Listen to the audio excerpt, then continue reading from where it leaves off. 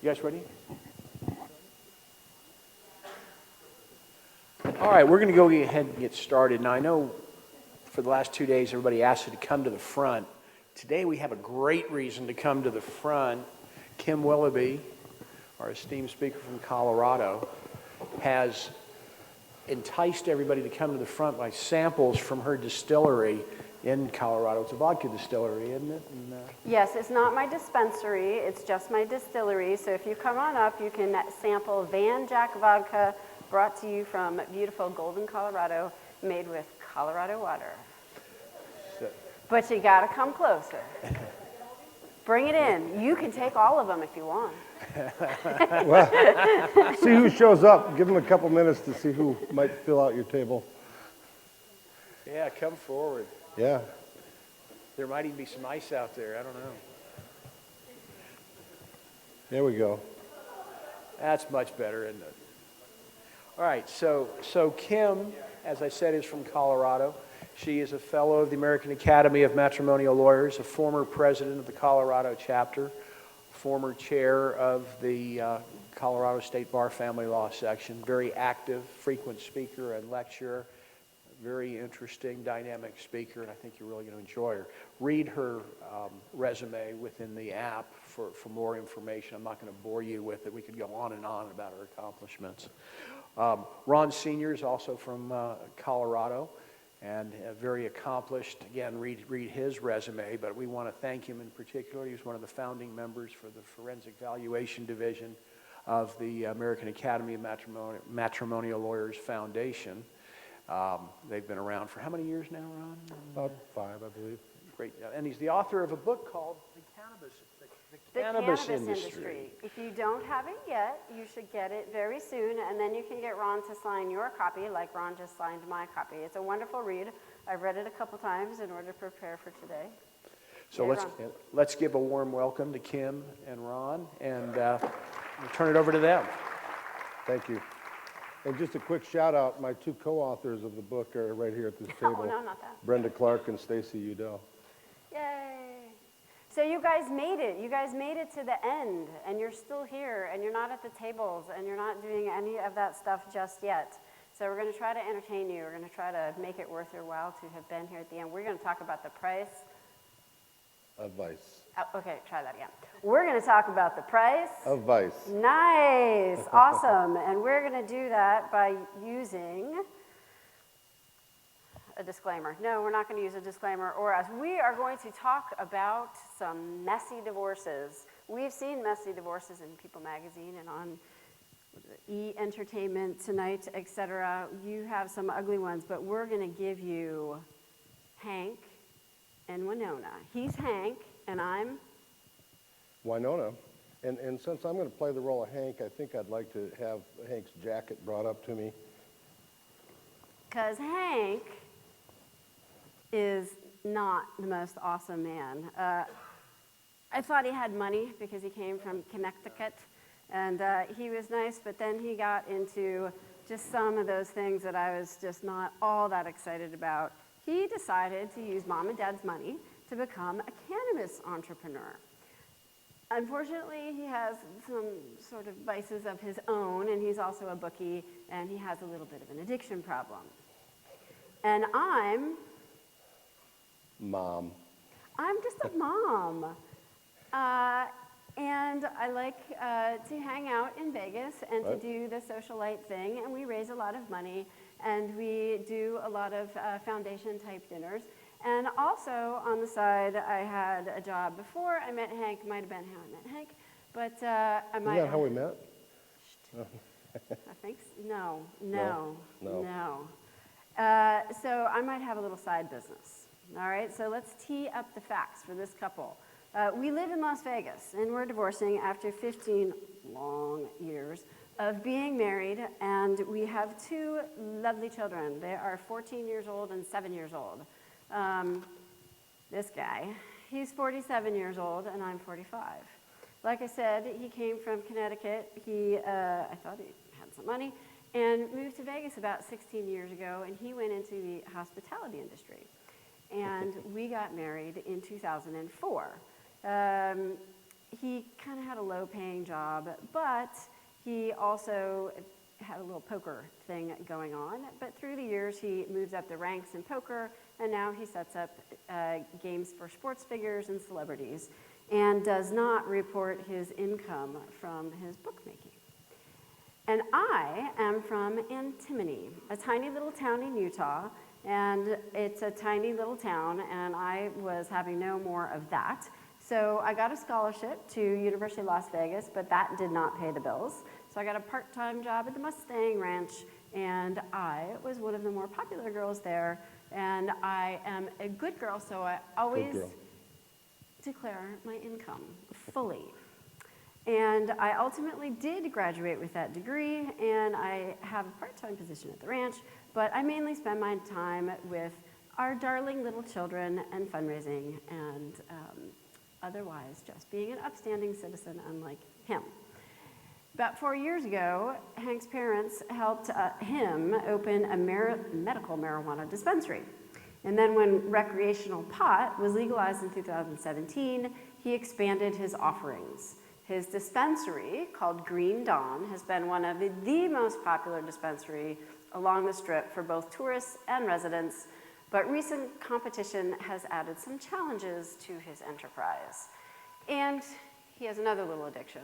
He's got a terrible porn habit. He has hidden that from me for many years until one of the kids, while playing on his iPad, got into his hidden images, oops.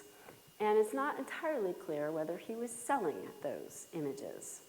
On his financial statements, on our financial statements while we were divorcing, the following assets are disclosed. We have a house in Vegas, we have 3 cars, we have a house in Grand Cayman, a small private plane, Green Dawn, and maybe other businesses, depending on whether or not they are businesses that have a value. Let's talk about Green Dawn, my dispensary. I actually was in the biz a little bit before it became legal, and got one of the first licenses here in Clark County, which has been great because it's just 41 million tourists a year come through this town. I feel like I've got an advantage because my dispensary is vertically integrated, and that's a big deal right now if you're in the legal side of the business, that we grow what we sell, we process into our edibles. We've got a great location just down the Strip. Probably a few of you have been there over the last few days, maybe not. But there's some gray market activity. People come in and buy cannabis through our store, and then they turn around and sell it to their friends or neighbors or relatives. And there's a lot of competition. There's a place called Planet 13 that's not far from here, largest dispensary on the planet, 40,000 square feet. So the competition's coming, but it's been a good ride so far. I mean, I think my parents are pretty happy with the money that they've invested through me. Why? Are they getting kickbacks? Well, Did you not tell me about that either, Hank? well, we'll see how that shakes out. I do want to, we're going to have a little, just a little overview of the cannabis industry, because that's an area that we've been working in. And it's interesting. This is a Gallup poll that's about a year old. But I thought it's instructive because it shows just the moral acceptance of drinking alcohol. 78% of Americans in this poll, whether they drank or not, thought it was morally acceptable to drink alcohol. And 65% in this poll thought it was morally acceptable to smoke pot. So it's here and it's coming, just as a side note to what we're talking about. Here's a map of where cannabis is legal. The blue states are the states that have both recreational or adult use cannabis, versus the green states, the dark green states, have medical.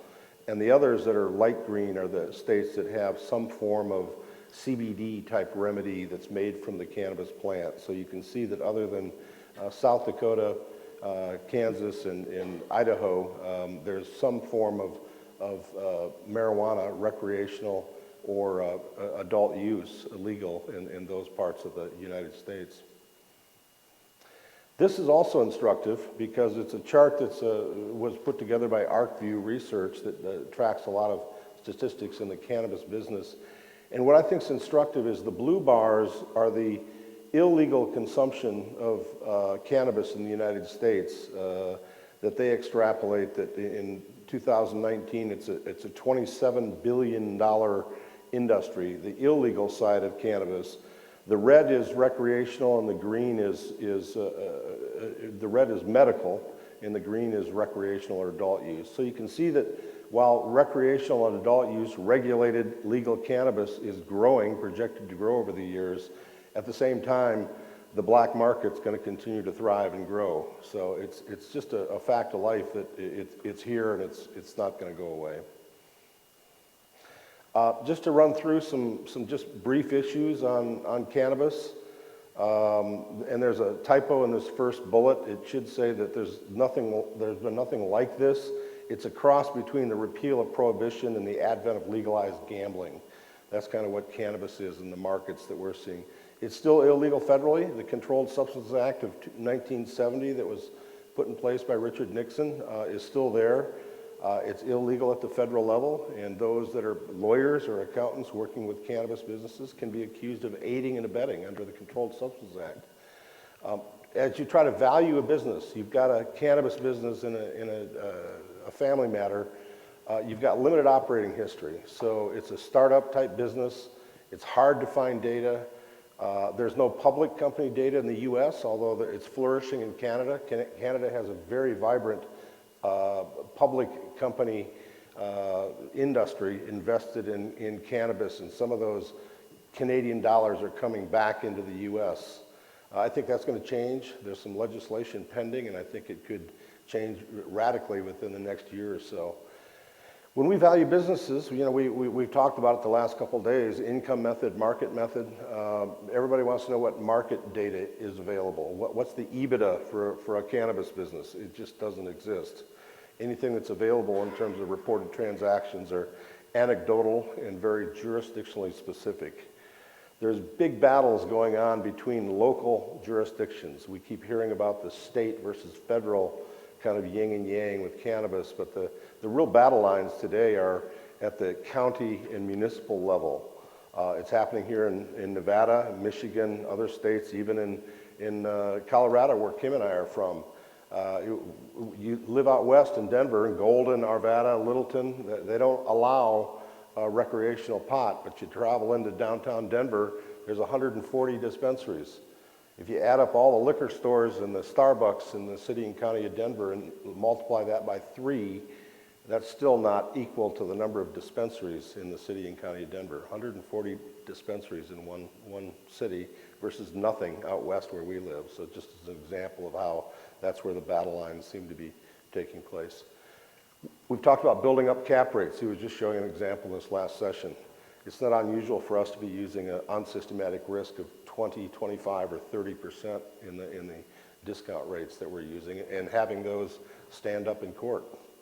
So, Perish the thought. So, Mr. Senior, I have heard that you do a fair amount of valuation in this industry, and I have to tell you, I'm thinking about hiring you to run over Hank like a Mack truck and tell him the valuation is like $80 million on his store, but he's not entirely dim, and he says, look, because nothing like this has ever happened in history, the valuation is going to be garbage because there's no way to test whether your valuation is at all accurate. There just isn't any history. What do you say to that? Tell me he's wrong, Mr. Senior. Well, one of the misnomers is on the regulated side of the industry. I'm not talking about the black market side. The regulated side, the states have really good controls over cash income of the businesses. There's a system called metric that most states use, and they use that in Nevada just like they do in Colorado. It's very hard not to report your income from a regulated medical or recreational dispensary. So if, as a valuation analyst, if you can get to what are the revenues, we can figure out what the cost should be. There's enough market data that we can figure out what cost of goods sold and operating expenses should be. We can look at the lease agreement and your staffing profile, and we can come up with expenses. So from that standpoint, there's some good things to work with. Now, it's not just on the table oftentimes, and if there's black market activity or gray market activity going on, that may not be being captured through the regulatory framework. But Mr. Senior, my not so dumb soon-to-be ex-husband, Hank, says that because his business is still illegal at the federal level, it's just going to go away tomorrow. And so the risk should be even higher that you factor in when you value this business, and therefore it should really be worth just about nothing. Well, that's why we're using 20-25% on systematic risk, because there is the specter that it could be put out of business. The feds may change the Controlled Substances Act and deschedule cannabis, but as it stands today, if we got a new attorney general in that wasn't as favorable as the wind that we hear blowing from I guess it's Bill Barr today, there's a lot of risk in this industry. There's a lot of risk of change too. Just the big boys are coming. Let's move to the next slide. Because one of the problems is, I own a small dispensary, great location, but the big boys are coming, and it's not going to be long before, whether it's Ambev or Constellation Brands or somebody's going to come in, and it's going to be, Katie bar the door when CVS or Walgreens takes over the dispensing of this drug. I'll also mention the first bullet here. Internal Revenue Code 280E is the big hammer in the cannabis industry. It's the code section that says that you cannot take deductions for illegal activities. What's interesting, though, is gross income under Section 61 is defined as gross income less the direct costs of producing that income. So in the cannabis business, you get to deduct cost of goods sold, but you don't get to deduct marketing costs, front of the house costs, those types of costs. So cannabis business is, it's not unusual to be in a 75% tax bracket because their inability to deduct a lot of their operating expenses. But Mr. Senior, I think Yes. Hank's business is unbelievably valuable. Here's why. I think you're right, Mr. Senior. I think that the big boys are coming, but we know that they're not going to come until the federal government changes this 280E. And they're going to do it, and then Hank is going to be able to sell to Ambev, and he is going to sell at this enormous, enormous profit. How do I get my piece of that, Mr. Senior? Maybe we ought to just put the business over on your side of the marital balance sheet, and I'll take the plane and the house in the Grand Caymans. No, you will just pay me for the rest of your miserable life, Hank. This is 280E. I'm not going to read it. 77 words, and this, as I said, is the big hammer for people in the industry now because of the excessive taxes that they're paying when they're trying to operate legitimately under a regulated environment. So this will likely change at some point in the future. When that happens, I don't know. My crystal ball says it may happen next year, the year after, and when it does, will Green Dawn be more valuable? It likely will be, but it's also going to have additional competition when that happens. So moving on to our other vices of Hank's. He's a bookmaker and he runs card games, but he also is an addict and he plays the card games.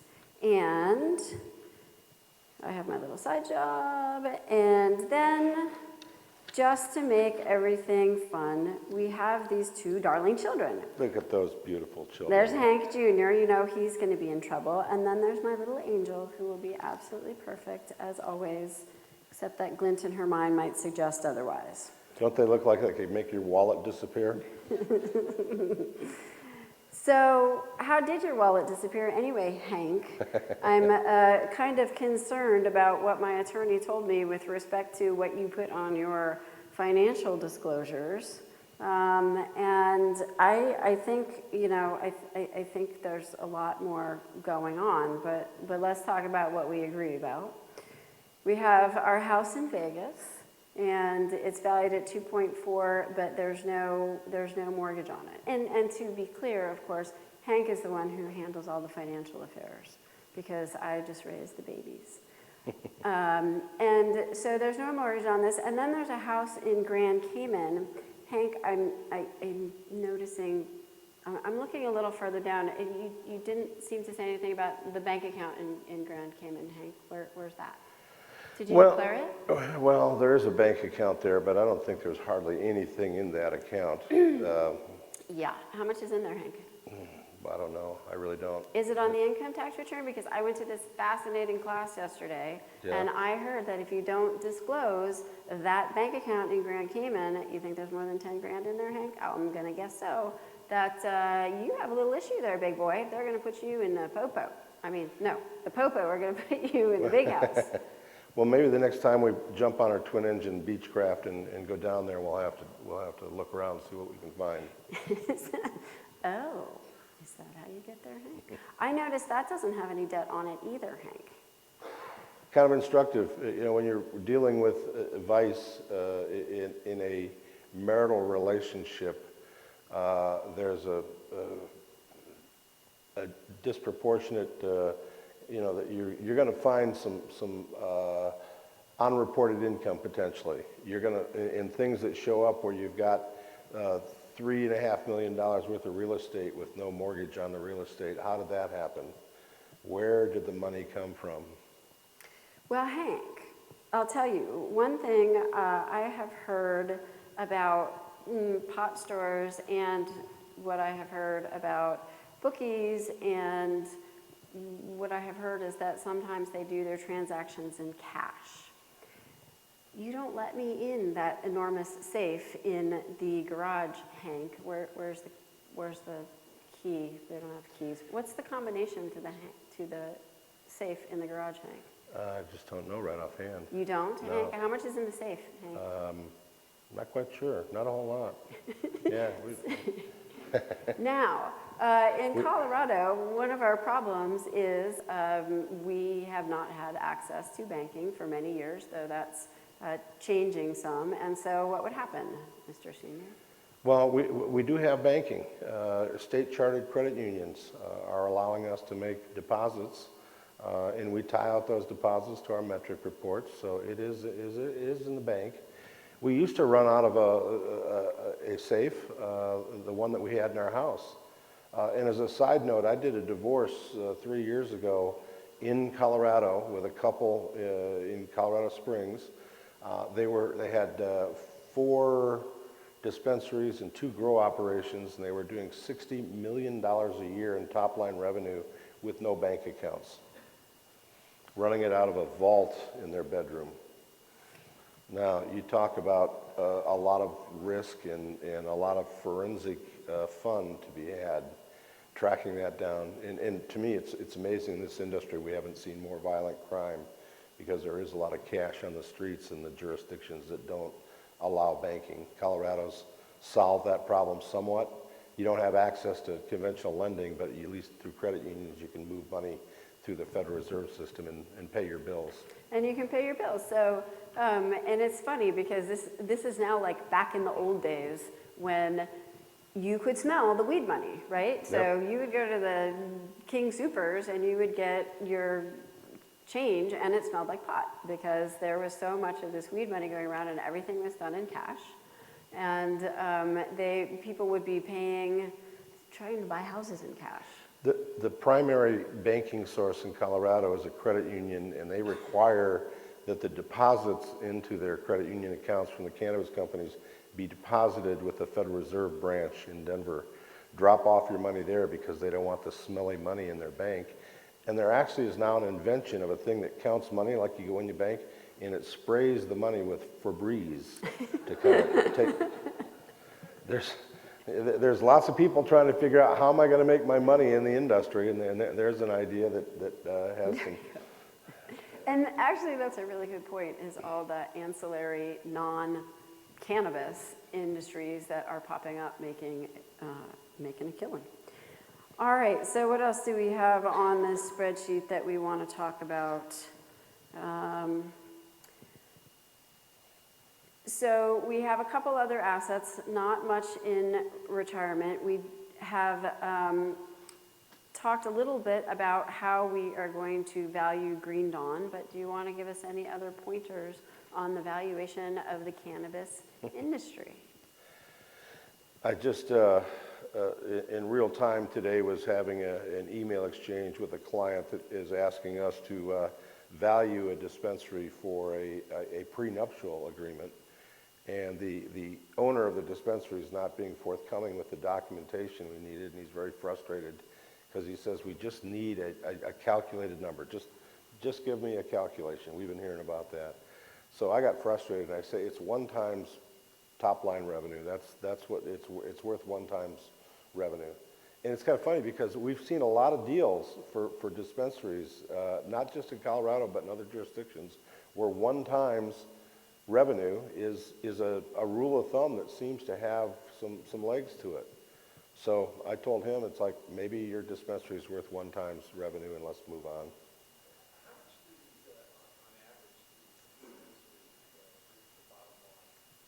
Question is, how much do these dispensaries bring to the bottom line? Very good question, Barry. It really depends on, the sophistication in the industry is evolving very rapidly, and if you're a well-run dispensary on a pre-tax basis, you ought to be putting about 25 to 30% of your top line revenue to the bottom line. It also depends on what segment you're in. If you're a cultivator versus what's called a MIPS or a processor versus a retailer, a dispensary. And there are some folks that all they do is they grow it. Some folks, all they do is they process it. Some folks, all they do is they retail it. Green Dawn has a vertical operation where they've got some grow operation going on. They're probably buying other products that they have on their shelf, but they're able to take advantage of the vertical integration. So the people that grow it, people that process it, are they comparable in terms of their returns to what somebody, let's say, that's doing not pot from their facility or something else, or some other farming operation? The question is, to paraphrase, comparing a grow operation to other types of cash crops, for example, growing cotton or something else. A lot of the sophisticated investors in cannabis are getting into the grow end of it, partly because you can deduct cost of goods sold, so there's less of that 280E hammer if you're on the cultivation side versus the retail side. So, and the sophistication of the grow operations is becoming enormous. Big high-tech greenhouses in parts of the country where they can take advantage of natural sunlight versus these indoor industrial grows that are much higher cost. So there's Pahrump, which is right to the west of here. There's huge cannabis facilities because they've got abundant natural light, abundant water. They don't have to worry about the smell of their neighbors. They're not close to schools. So there's a lot going on just west of where we're sitting here today. So now let's talk about whether or not my little side business is actually a business that is to be valued. So, Mr. Senior, I would absolutely argue that you can't value this business. It's just a personal services industry or a personal services business, and it has absolutely no value. It's just my labor. Personal services. And how many days or how many nights a week are you working these days? Well, it depends, but usually it's about 15 days a month. Okay, and at $500 an hour, is that what I understand? Yes, very good. Yeah. Is it personal goodwill? It could be all personal goodwill. I think it's all personal goodwill. Okay. I absolutely, because we're not in Colorado, right? We're going to be in a different state Right, where personal right. goodwill is not property. Well, versus when you're back at the Mustang Ranch, that enterprise itself. Were you involved, or did you have some ownership in the ranch, or were you just an employee? Well, I'm No. I'm a contractor. Okay. Well, we'll have to dig into that a little further. May require a site visit, eh, Barry? But Mr. Senior, but surely that guy Hank, he has bookie business. And this is completely different. This is not a personal services business. This is just like a book, which he could then go sell to somebody else, right? I mean, this is going to have a value, right? I think it's all personal goodwill. I mean, No, these people. no, you're wrong. You're wrong. I am? No, Oh, he could okay. sell this book to somebody else. There's like 100 wannabe bookies out there. These celebrities, when I organize these poker games, they trust me because they know that they're going to not be on the radar. They know I can put a game together with the right people and get them together. I think there's a high degree of personal goodwill in that aspect of what I'm doing. So, Mr. Senior, I am absolutely 100% sure that Hank has been spending all of our money on nefarious things. And so I want you to go figure out how much he spent, and I want you to go add it back into the spreadsheet. Okay. There are some ancillary materials in our slides that we're not going to cover, but it has a lot of information from the IRS manual for agents looking for unreported income. And one of the things we'll come to in one of the slides just ahead is what they call a lifestyle audit. So hold that thought, Okay. and then we'll get to the dissipation after that. Okay. So the other thing that we have on our asset debt spreadsheet for our marriage is that we're not entirely sure about how many or how much tax might be due. But Mr. Senior, if you're looking at these income tax return numbers, what do you think? Well, given that you're saying I'm not reporting any of my income and you report all of your income, I'm looking at this saying, Winona, 150,000 last year? Okay, we'll have to dig a little deeper into that. But the point we're making here is there's potentially extreme tax liabilities in a vice-related activity that's part of a marital estate. And that can provide some leverage in terms of discovery. It can also raise a lot of issues because of the fruit of the tree, and when you're jointly filing tax returns, oftentimes, unless the spouse can avail themselves of the innocent spouse rule, and why not? I don't think you'd get that innocent spouse relief, but possibly, you can be held liable for the joint tax liability for unreported activity that ends up bubbling up potentially years after it occurs. Is that true for all the money in Cayman you haven't reported to? Well, first we have to figure out how much money we have in the Cayman. You know, through my regulated Green Dawn cannabis activity, all the income is being reported. I have to, or I'll lose my license. Barry? My question is, Colorado has a good case that goes to court. The judges treat businesses, the cannabis industry, different than other businesses because they can deal with Colorado, but illegal on a federal level. Is there any difference in their treatment? Just to repeat the question for the virtual audience, in Colorado, when we've been in court on cases, do the judges treat cannabis businesses any different than any other business? For the most part, not. I mean, we argue that there's additional risk, but the licenses are transferring. People are buying and selling.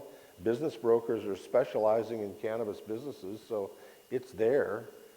But there's just an undertone of, you know, curiosity, that a lack of understanding of what's happening in the industry. Plus, it's changing so quickly. Oh my God, it's just, you know, we're looking at a $20 billion industry that, you know, has just come up in the last few years with relatively few professionals that are out there trying to serve those interests. And I've got a question that really doesn't so much relate to divorce, but when the cannabis businesses are paying their taxes, the money that they get for the taxes it goes into the state coffers. Are those deposited into federal banks? The tax money? The tax money they pay to the US government is. So there's, So the point is, the actual owner, They're aiding and abetting, and we need to arrest everybody in the federal Eh, government the- right now. not the federal government so much as the state government. Well, them too, but the federal government is taking this money too. Right, but the initial deposit that goes from the dispensary into the state depository goes into an FDIC bank, I'm assuming, Yes. right? yes? Okay. Just to not get too far into this, but there's two levels of tax that this industry is paying. Exponential income taxes at the federal level because they can't deduct expenses. The federal government's kind of enjoying that ride, a lot of extra tax revenue. Then there's the excise taxes that you pay when you buy your pot at a dispensary, and those taxes are significant. Those are being collected at the state and local area. In Colorado, it's an extra 15% tax on top of the 7.6% tax. $250 million in excise tax revenue last year alone in the state of Colorado. 40% of that is earmarked and goes into a fund called the BEST Fund, Building Educational Schools Today. So it's building rural elementary schools with the excise money from pot, you know, so there's some good things coming out of it. And the state and the feds are enjoying the extra tax revenue, and frankly, that's one reason why maybe things haven't changed as quickly as they would otherwise, because it's been a good payday for the government. Hank, honey, it's 420, baby. Yes. Oh my God. So if you don't know, 420 is the universal time to smoke your pot. Yeah. All right, Hank. So, Okay. but to go back to Barry's point, I'm sorry. Well, let me just touch on one thing. So to go back to Barry's point about do the judges treat these differently, the answer is yes, and it goes all the way down. And this is one of our big points about these vice industries. So everything on here is legal in some places and illegal in other places. And so what do you do in telling your story to judges when you have something where you're going, oh my God, these people, I don't like either one of them, they're terrible, and or I like one and I don't like the other one, and how does that factor into what the judge is going to do at the end of the day when there is so much leeway and so much discretion that they have? But I'm sorry, you had a question. Hang on.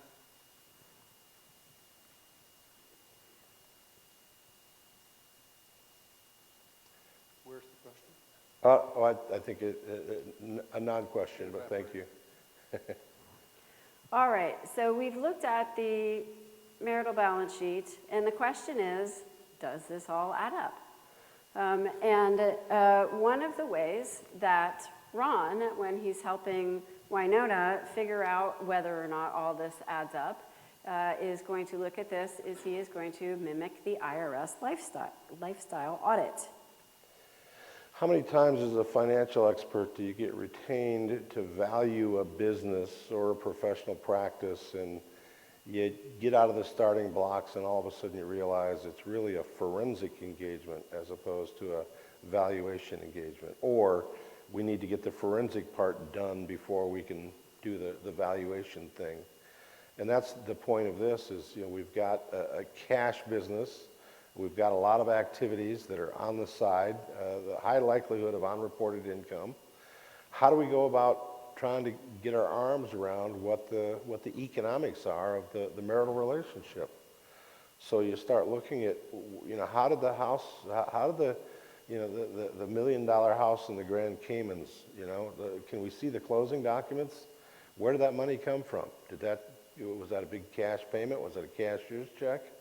Let's start looking at the plane. We've got a twin-engine plane. Yeah, it's like, how is that maintained? Who pays the bills? Where does the money come from?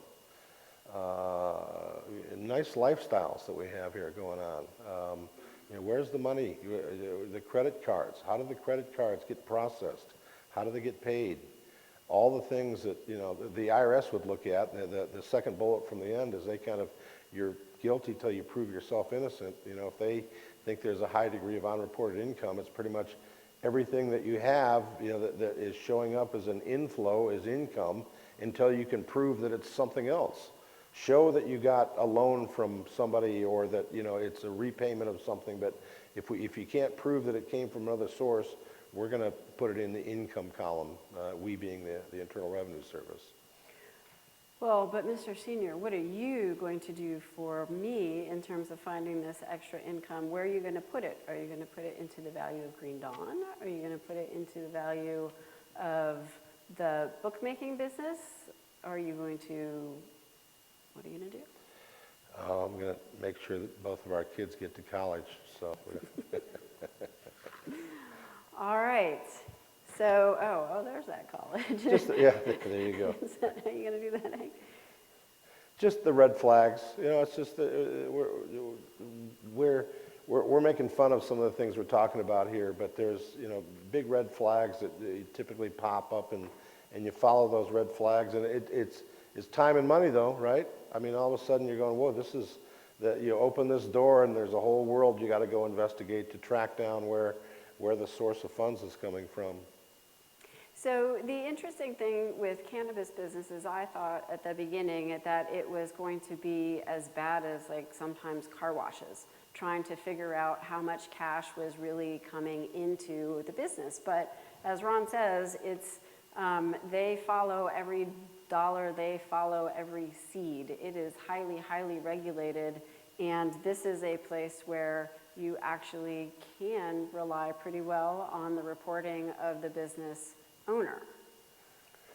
Every plant in Colorado, in the regulated side of the industry, when it's 3 inches tall, gets an RFD tag put on it, and it's logged in to the Marijuana Enforcement Division, which is a division of the Colorado Department of Revenue, and you have to track that 3-inch plant to when it is harvested, and they track, you know, the quantities, or if it gets destroyed for some reason, mites, you have to document that, and they track seed to sale is what they call it, and it's just amazing how at least the Colorado regulatory environment is the envy of other jurisdictions. The Uruguay just legalized cannabis in the whole country, and they sent a contingent of their regulators to Colorado to study our regulatory environment because they think it's working as well as anybody else's. So, you know, as you're out in your jurisdictions, I think you need to kind of, and you're looking at a cannabis-related business, you know, look at what the regulatory framework is, look at what the access to banking is, and start with those kinds of points before you start branching out into the other questions you might have. You know, something I'll just mention briefly, we had the session on the Bitcoin thing, and we were at lunch, we're all going, Bitcoin, you know, so what the heck is Bitcoin? But you know, you think about these businesses where they're trying to figure out how to take cash and park it somewhere. Maybe that's what the Bitcoin's all about. I'm just blown away by the complexity of that whole sphere of potential activity, but you can see how it bleeds into a vice-related activity if it gets on a big enough scale. Hang on, Barry.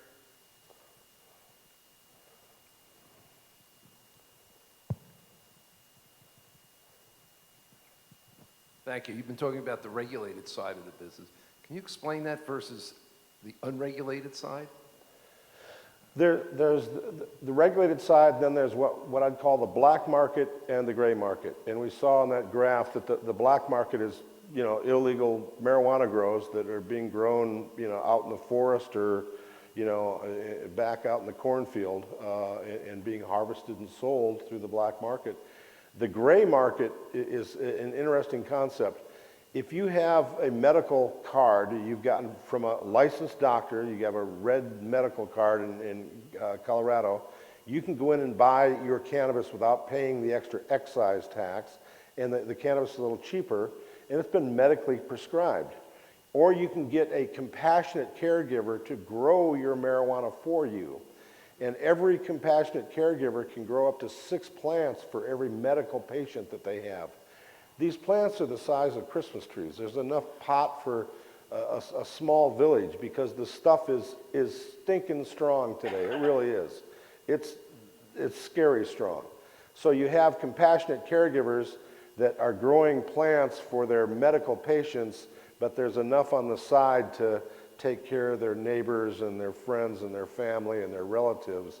So that's the gray market, where it's kind of being grown under the guise of the regulated market, but kind of going out the side door. And that's flourishing. It's a big business all the way around. So, but whereas pot is pretty well regulated, where you have a legal business, what about Hank's book of business? So how are you going to go figure out what kind of income he has from that?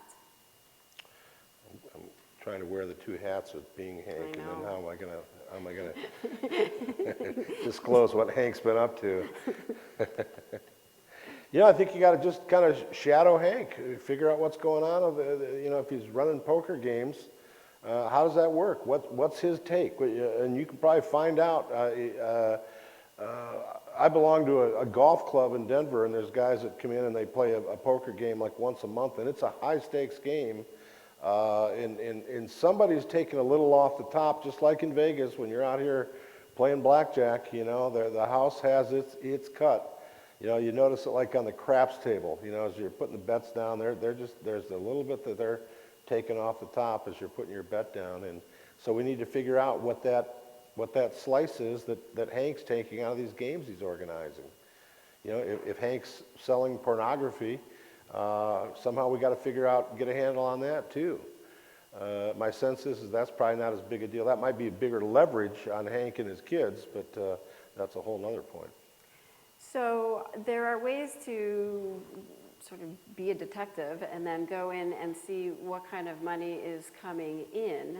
Though for the lifestyle audit, I suppose, unless they're actually using it, you can't do that end of an analysis. Right. Where's the money being spent? It looks like this couple has built up some real estate. There's $700,000 in one account, but there's a to be determined on a couple of the other categories. I think we need to track that down. There ought to be a way with what we see in this landscape to investigate what's going on and come up with some reasonable estimates of his cash game or Winona's side business, just by observing and seeing what happens over a period of time. Because on this marital balance sheet, it does appear that they are actually putting it into the marital estate as opposed to just Right. sending it elsewhere. But watch out, relatives, what have you parked with mom? What have you parked with your straw man business partner? What have you put in a foreign bank account, an offshore account? You got a house in the Cayman Islands, all of a sudden it's danger, Will Robinson. That means that you've got, the ability to go deposit money in Cayman banks that are going to be even more difficult to get your arms around. So, let's see.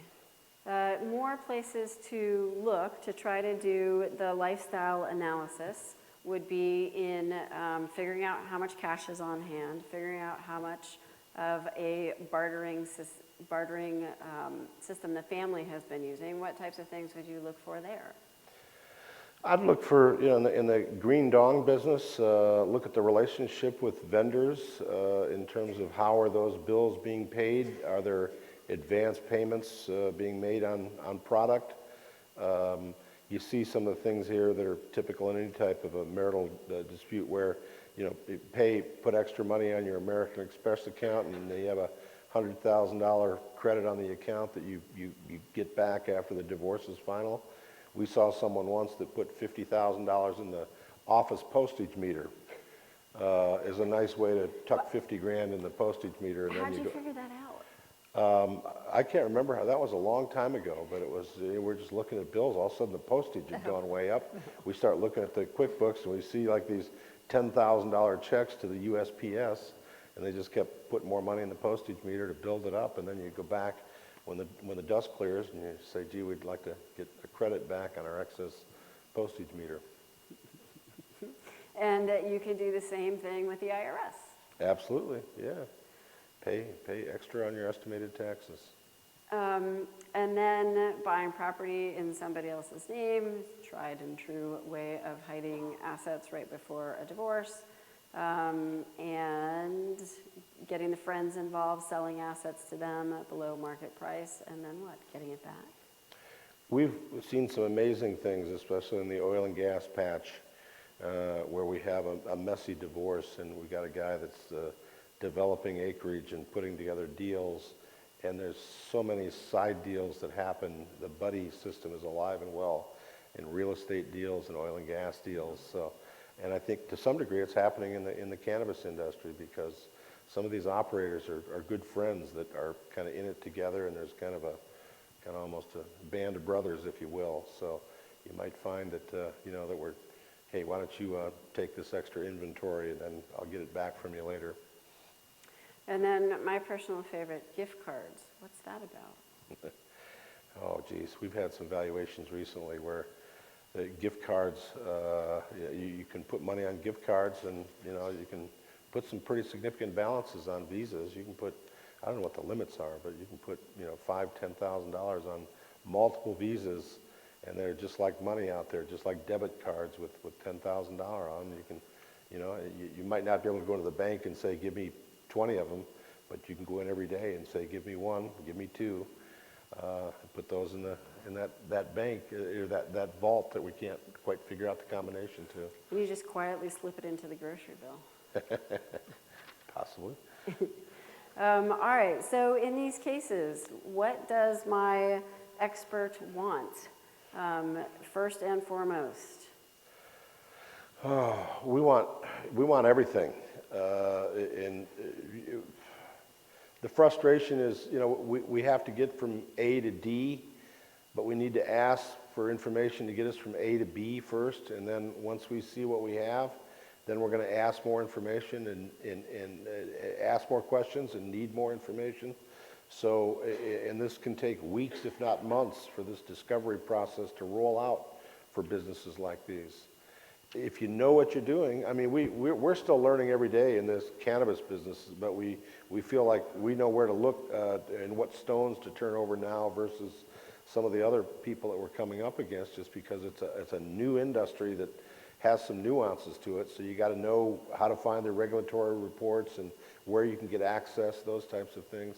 The other thing I'll mention is we asked for everything, and back in the good old days, the attorneys that we'd work with, they'd have a paralegal that would put together a nice 3-ring notebook that would be indexed, and you'd get all the information. Now comes in a Dropbox, and there's 14,000 pages of documents that are disorganized, and then and we have to sort through it to figure out what's relevant and what isn't.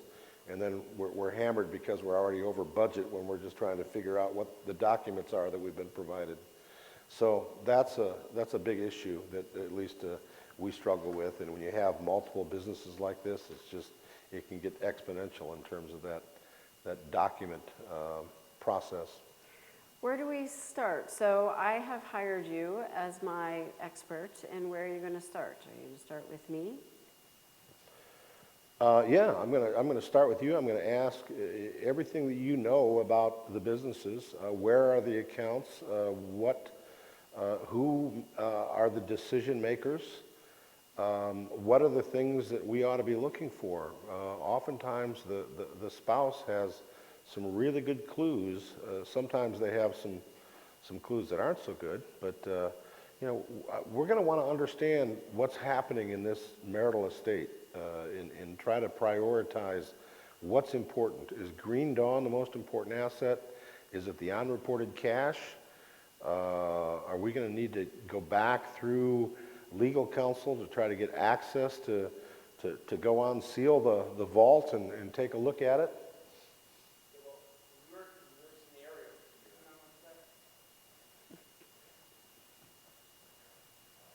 I'm just going to give you the microphone, Barry. Thank you, David.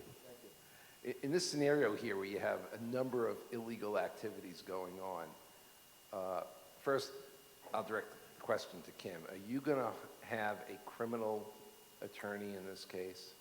Well, so very possibly, and that's why I kept asking him about the account in Grand Cayman. And as we get further in, we talk about the unintended or sort of intended or I intended, and then that was a really big mistake.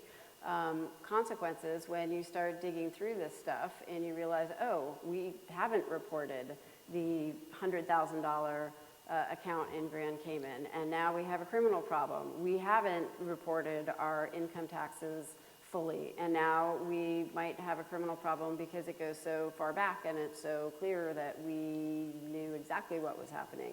We haven't been, you know, my sideline might be okay in Nevada, but is not so great in other states that I have gone. So now is it just a perfectly, you know, is it just a criminal investigation? And then what happens when the Department of Human Services gets involved and they say you have two potentially criminal parents and what's going on there? So, and then there's a, you know, how far down does what if it's a joint expert?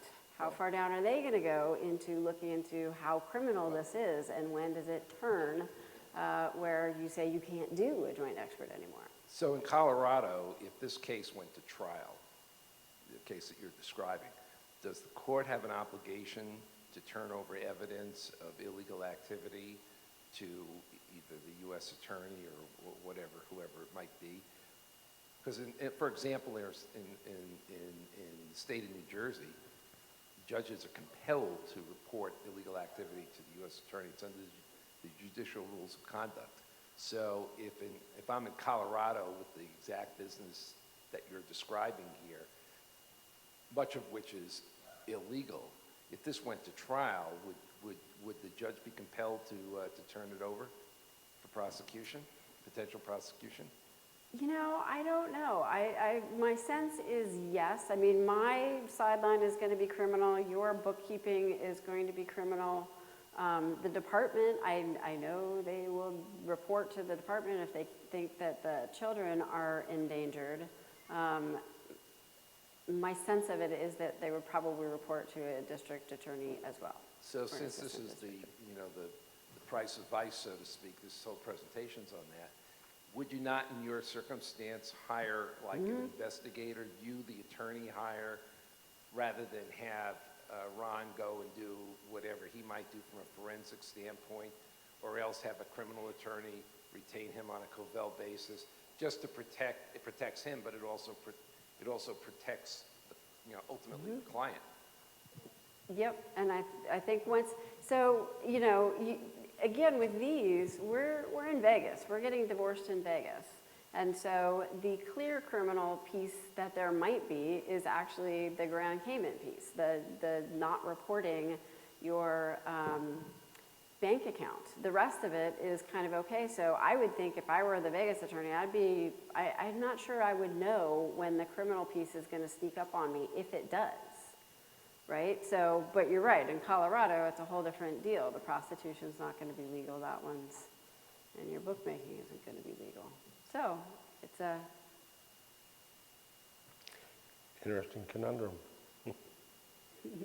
So then the question is always, who all do you talk to? So Hank did not make very many friends after a while, and his bud tender maybe isn't the happiest person in the world with him right now. And so can you go to the bud tender? Can you go, as he was saying, to the poker pals?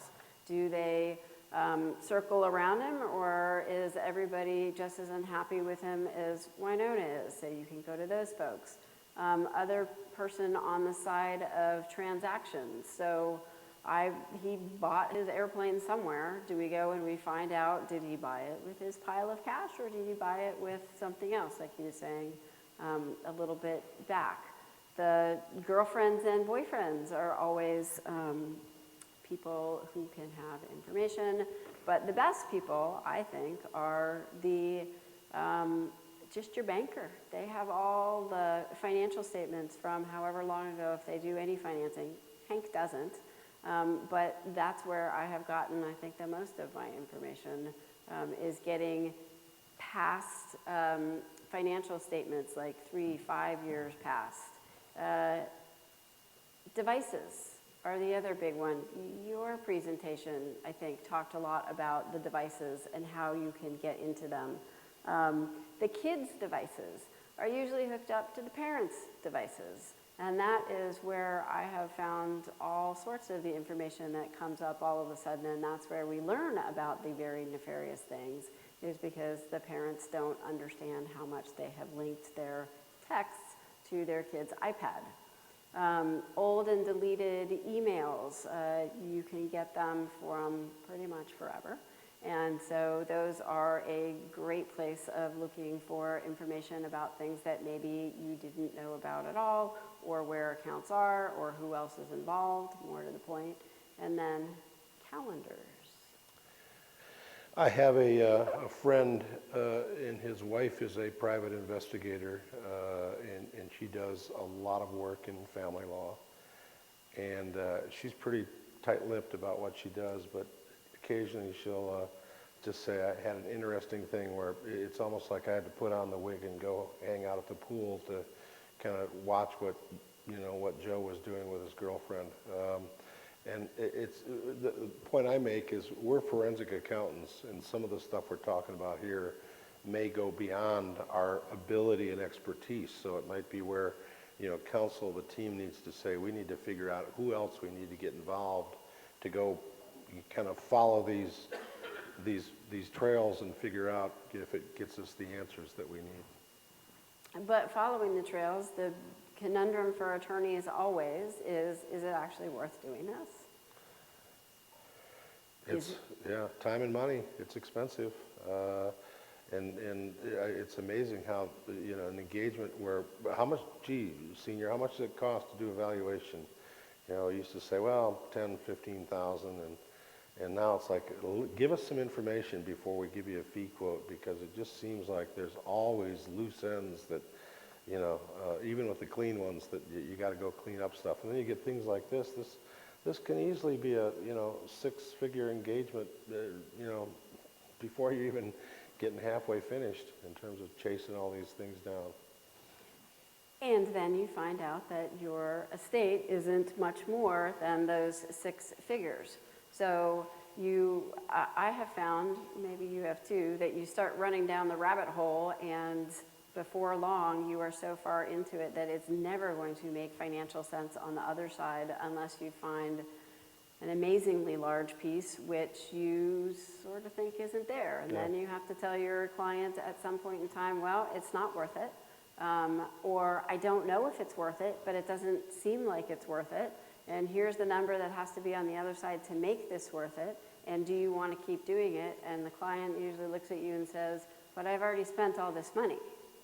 And so they're just invested emotionally in, I need to go find this, but there's not much to find, or it won't be worth the find.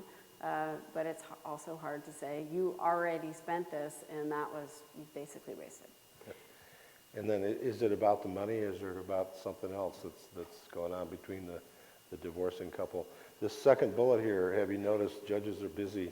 Because we'll see these things, and all of a sudden we go, and we're set for a 2-day trial and X, and it's kind of like, wow. And the judges, bless their hearts, because they have overwhelming dockets they're trying to get through. But when you bring in complex stuff like this, how many times have we have an expert going, oh, Senior, by the time we get to you, we thought we were going to have 2 hours for you to tell your story, but we're condensed down, and this is the last day of trial. We need to get you on and off in 30 minutes, and you have to explain kind of what's going on here.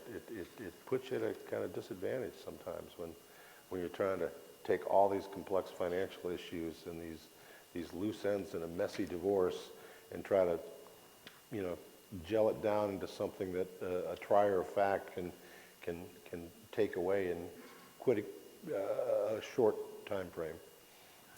And so then one of the things that I had started to go into before, and held till now is the issue on dissipation. How many of you are in states where it even matters if Hank went and he spent a whole bunch of our money on wine, women, song, cards, porn, whatever it was that he was spending on? What state are you in? Florida. Okay, right. And what state are you in? Oregon. Okay. What state are you in? You raised your hand. Oregon too?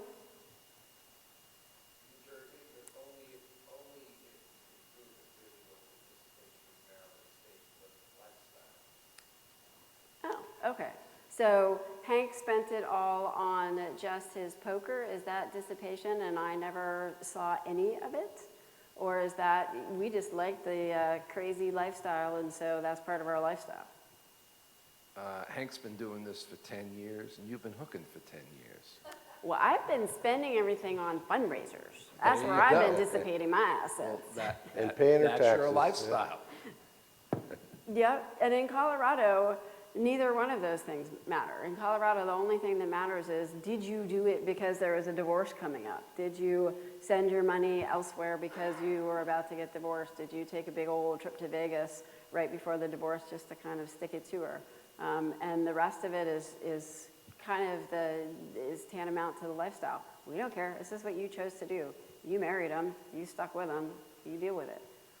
Nancy Berg, who's been very active in AAML, and she and I spoke on this dissipation issue at the mid-year meeting, and she's passionate about it. And, economic abuse and dissipation, you know, when the circumstances are right. But as you said, Kim, in some jurisdictions, it's like, unless it was done in contemplation of a divorce, we don't want to hear about it. But it's there, and it's happening in marriages where there's just a controlling spouse that, you know, has that economic power that works to the disadvantage over a long period of time on the other the controlled spouse. And then back to the criminal considerations, there is the Fifth Amendment, but it's not quite as easy as one might think.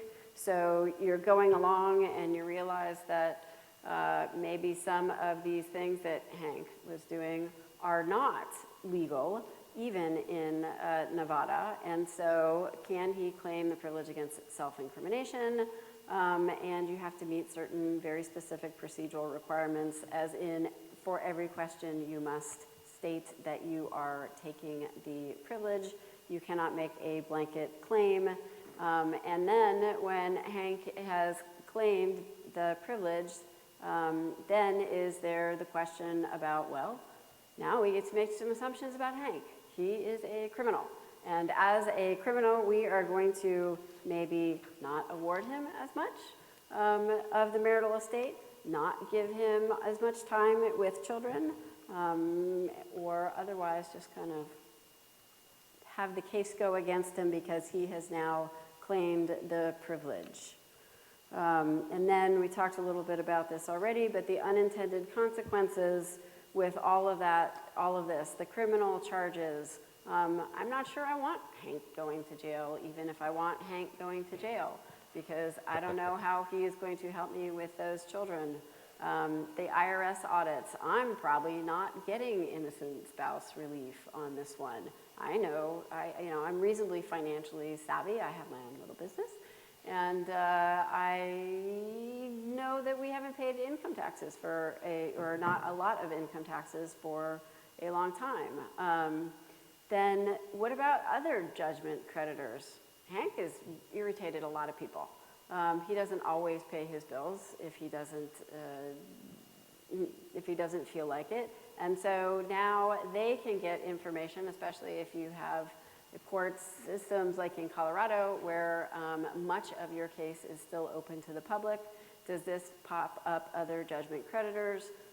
Is Hank still able to keep his license? So again, these cannabis industries are highly regulated, and you have to get licenses and you have to keep them up. And it's a little bit like the liquor licenses, where if you start getting criminal citations or criminal, I guess, judgments against you and you are convicted, you are not going to be able to hang on to your license. And can you still correct. sell it?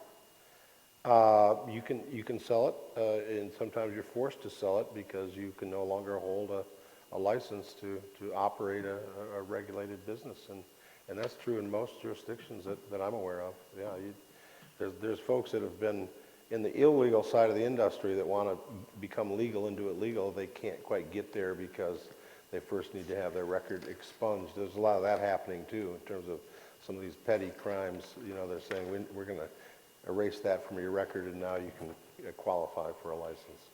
So Hank and I might just have to decide to keep teaming up so we can raise our kids, we can keep making money. I'm going to have to decide Green Dawn is just going to be an alimony piece, not necessarily a property piece, unless we want to mutually assure our destruction. And takeaways for these kinds of cases would be: Double the budget, triple the budget for time and cost. Make sure you've got the right people involved in the case when these types of issues pop up. And your forensic accountant, they may be an excellent business appraiser and they may really know that particular industry, but when you're trying to chase down, you know, hundreds of thousands of dollars of potentially unreported income, you got to make sure you've got the right players involved, and you've got to have the right quarterback to guide kind of the efforts. All right. Thank you very much. Hope you enjoy Vegas tonight. Thank you.